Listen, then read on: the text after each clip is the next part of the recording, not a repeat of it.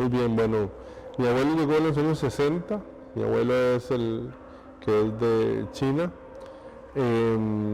y aquí crecieron mis papás. Mi papá vino con su hermano y con su hermana a los 12 años, y aquí, pues, digamos, estudiaron, crecieron, ¿verdad?, etcétera. Mi papá, mi abuelo se ubicó en la parte de Guanacaste, mi tía se quedó un poco más hacia aquí, hacia el Valle Central, y bueno, allá se casó. Mi mamá es una guanacasteca, también un poco con ascendencia mexicana, allá en Guanacaste, por supuesto nicaragüense también. Así que, digamos, es una mezcla ahí de culturas. Digamos, soy el 50% chino, y como muchas de estas historias, ¿verdad?, entraron ilegal al país, entonces por eso en mis apellidos no hay un apellido chino. El apellido original es Chao. Mi papá era Jiménez Chan o Chao Chan, con G. Y bueno, digamos, aquí es un poco más la historia. Mi tía se casó con un chino, entonces digamos, la familia sí conserva el 100%, digamos, de la sangre, pero en el caso mío y de mi tío, del hermano de mi papá, que es gemelo, también, ¿no? Sí, es difícil porque vos sabes de que los chinos son muy reservados con su historia, y sobre todo una historia que no es tan aplaudible, digámoslo así. Pero mi abuelo se vino para acá, ya se había casado allá, tenía sus hijos allá, y no sabían sobre él, entonces mi abuela se vino a buscarlo aquí, con toda la travesía que implica en los años 60 venir hasta acá, y lo encuentra casado aquí, ¿verdad? Entonces, toda la situación emocional que sucede, etcétera. Mi abuela muere muy joven aquí, aquí la entierran, luego pues hay que traer a los hijos que están allá, y también los trae mi abuelo de una manera, digamos, ilegal, ¿verdad? Repito, por eso es el cambio del apellido que sucede en muchos de nuestros casos, y entonces de así llegamos hasta acá. Yo siempre digo que esa historia, claro, desde mi fe, ¿verdad?, siempre digo que lo feo de las historias tiene una parte bonita. Si no hubiera sucedido esto, yo no estaría haciendo esta entrevista, porque no estaría yo aquí, ¿verdad?, también. Bueno, nunca, o sea, digamos, en mi corazón nunca estaba la idea de ser sacerdote. Yo crecí católico, íbamos a misa, yo veía al sacerdote, no sentía que era para mí, yo sentí que más bien mi vida iba por otro camino. Dios me ha bendecido, lo digo con humildad, creo que una capacidad intelectual importante, y yo decía, bueno, yo creo que aquí yo tengo un campo que tengo que explotar. Y yo pensaba que el sacerdocio de pronto no se ocupaba mucho de mis prejuicios que tenía en ese momento. Yo me vine a estudiar a San José, empecé estudiando administración de empresas en el área del turismo, pensando un poco que soy de Guanacaste, pensando en lo que se podía hacer. Y aquí tengo una experiencia muy fuerte con Dios, muy fuerte. Y lo primero que hay en mi mente no es ser sacerdote, repito, yo no quiero ser sacerdote, lo que quiero es que la gente pudiera experimentar el amor que yo había encontrado, y esa es la primera idea que tengo. Conforme voy avanzando, me voy dando cuenta de que tal vez el Señor me está pidiendo esto. A mí me parecía imposible, yo había pensado casarme, mis hijos, etcétera, ¿verdad? Y de ahí el Señor se fue encargando, ¿verdad? Y muy curioso, Tatiana, porque en la pastoral juvenil donde estaba, había un muchacho que tiene una inquietud, me dice que lo acompañe al proceso de discernimiento, y yo le digo, yo no quiero, o sea, a mí no me interesa eso, yo quiero casar. No, si lo que te estoy pidiendo es que me acompañes. Y yo fui con él, el primer encuentro, una vez al mes, el segundo encuentro fuimos, el tercer encuentro me dice, mira, estoy enfermo con una gripe, pero por favor anda vos, y me pasas luego los apuntes y no sé qué. Y yo dije, bueno, eso está bien. Al tercer encuentro fue eso, al cuarto encuentro ya no fue él y fui yo, al quinto encuentro ya no volvió él y fui yo, y al final sí, Dios me estaba planteando esto, y ahí, de esta forma nació la vocación. La vocación no estuvo desde siempre, de esta forma nació mi discernimiento, y al final entré al seminario y ha sido la mejor decisión de mi vida. ¿Y eso le iba a preguntar, cuál ha sido lo más satisfactorio que ha tenido en su experiencia como párroco? Hijo, como párroco, bueno, te cuento, lo primero que me serví fue justamente aquí en Alajuelita, ahí estuve, y luego el arzobispo, Monseñor Hugo, en aquel momento me puso a servir en vocaciones, a hacer discernimiento vocacional, es decir, la gente que quería entrar al seminario, yo la acompañaba y a mí me tocaba al final, digamos, si alguien entraba o no entraba al seminario. Ese tiempo es muy bonito, 10 años allí, porque es como toparse constantemente con la misma historia vocacional, de gente que está con una inquietud, que siente un deseo en el corazón, etc. Y el trabajo con los jóvenes, que es un trabajo que me apasiona muchísimo porque mi discernimiento vocacional justo estuvo en un ambiente juvenil. De allí me mandan después viene Monseñor José Rafael y me mandan a Frailes de Desamparados, ahí estuve 5 años aproximadamente y ahora acá. Entonces digamos, como párroco, esta es la segunda parroquia. Como sacerdote definitivamente es poder hacer los dos ejercicios, el bien interior principalmente, gente que está triste y conoce la noticia de Jesucristo, gente que está atada interiormente y conoce la noticia de Jesucristo, y exteriormente todo el bien que uno puede hacer, desde la promoción social, desde, por ejemplo, en Fraile es muy importante el tema del café, la feria del café, la promoción de los agricultores, de los productos, esa es la parte social, la parte exterior, que es demasiado importante también. Aquí también la parte del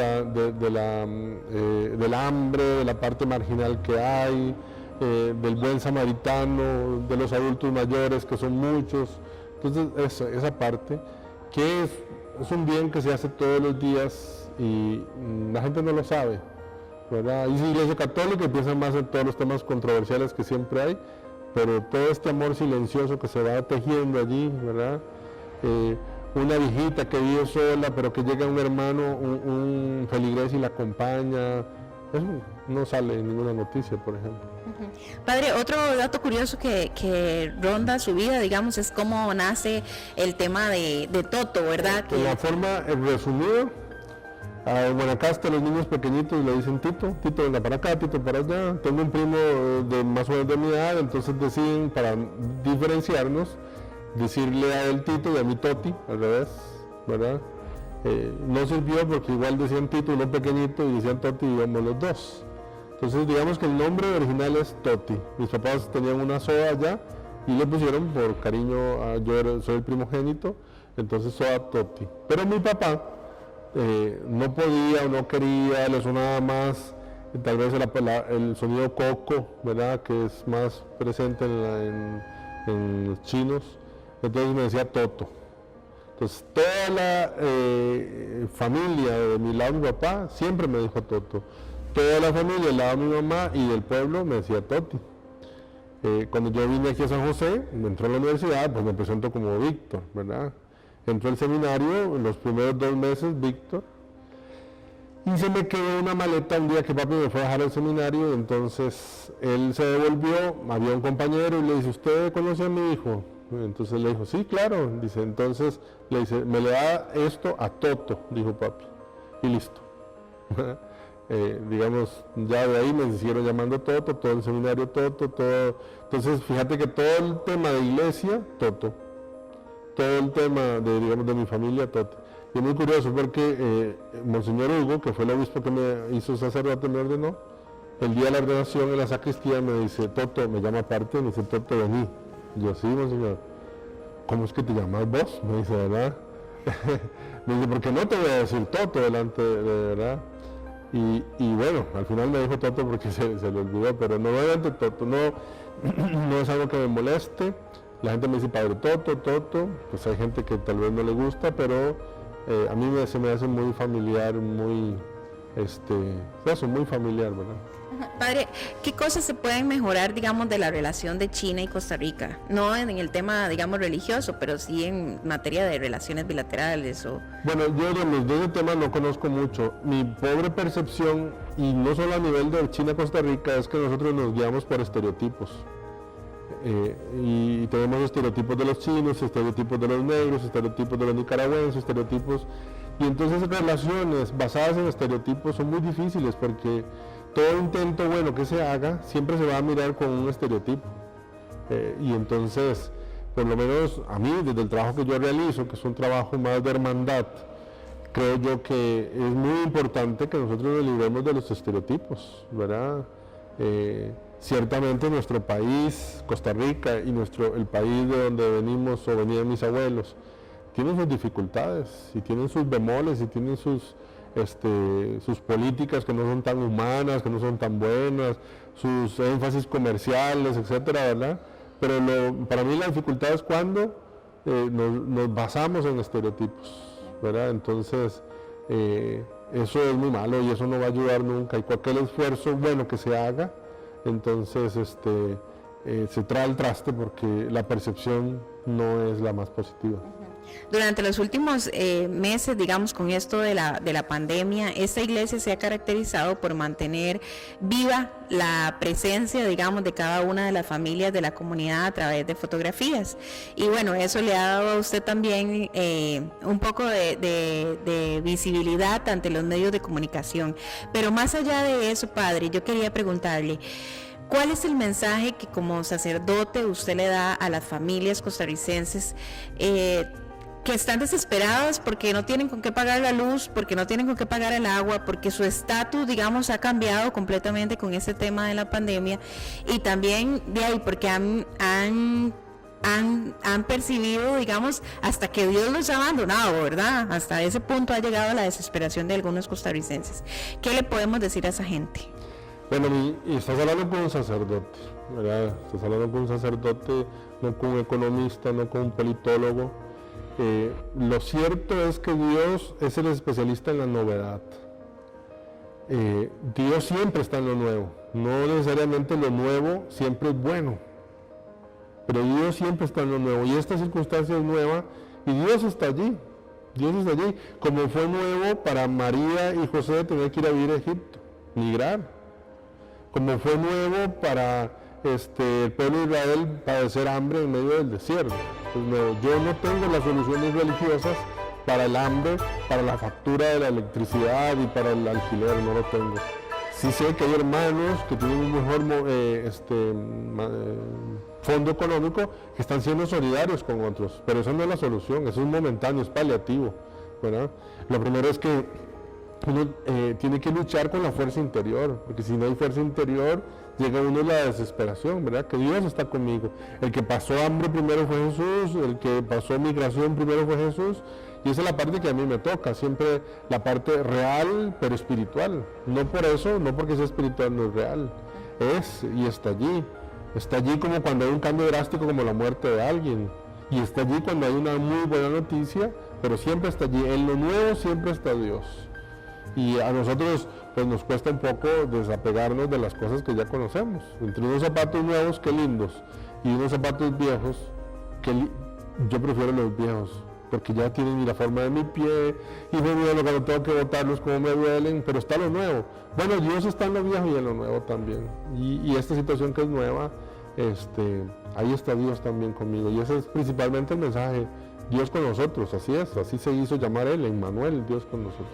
Y cuéntame un poquito cómo fue la iniciativa de las fotos. Bueno, teníamos un reto por delante, no sabíamos cuánto iba a durar, pero yo quería que la vivencia de fe no se volviera flácida. Cuando yo entiendo que un músculo deja de utilizarlo, se vuelve flácido, por eso luego ocupan la rehabilitación. Entonces, tenemos un equipo de comunicación en la parroquia y nos planteamos domingo a domingo que íbamos a saber que es como el momento donde mayor contacto se une en las transmisiones.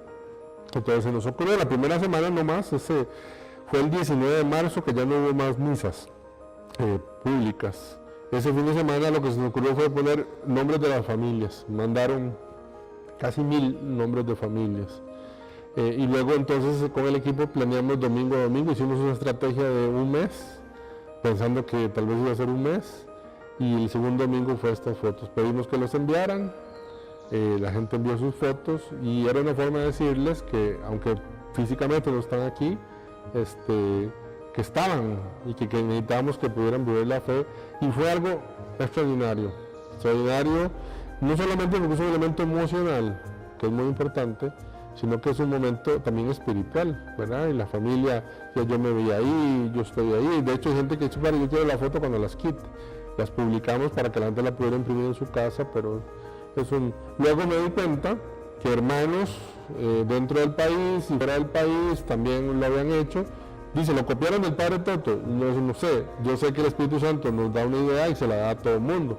Por eso en la iglesia no hay copyright, sino que se comparte, ¿verdad? Y me alegra muchísimo. Padre, el tema de la tradición china, ¿cómo está vivo en su quehacer diario? Digamos, tengo entendido que algunas vestimentas tienen colores, digamos, dorado y rojo. Cuénteme un poquito de eso. Bueno, fíjate que la vivencia de todas las tradiciones, papá falleció. Entonces era más constante cuando estaba vivo, porque el año nuevo chino, que vamos al banquete, que la reunión con mi tía, que es la que está viva ahora, que las comidas, etcétera, ¿verdad? Toda esa parte más gastronómica que es muy fuerte en los hermanos. Pero yo te voy a decir algo, Jesús fue oriental. Jesús se quedó en forma, digamos, desde la fe, en forma de pan y de vino. Y yo entendiendo lo que se vive detrás de una comida china, a mí se me hace súper fácil entender que él haya querido quedarse un banquete. Porque aquí en Occidente una comida es comer. Se come para agarrar energías. En nosotros no es la energía, es la celebración, es la conversación, es el compartir, son las historias que vienen y que van. Pero eso a mí se me hace tan fácil pensar que Jesús se quedó en un banquete. Entonces, como sacerdote, ¿cómo se llama? Está muy presente, digamos, de manera indirecta en mi vida. Y luego, bueno, hay muchos ritos de colores y demás que para nosotros nos son muy, digo, nosotros los chinos nos son muy cercanos, ¿verdad? Digamos, yo mandé la estampa y me las bordaron unas monjitas. Y aquí atrás, Jesús y María, ¿verdad? Dice. Haciendo un poco de la presencia de las raíces.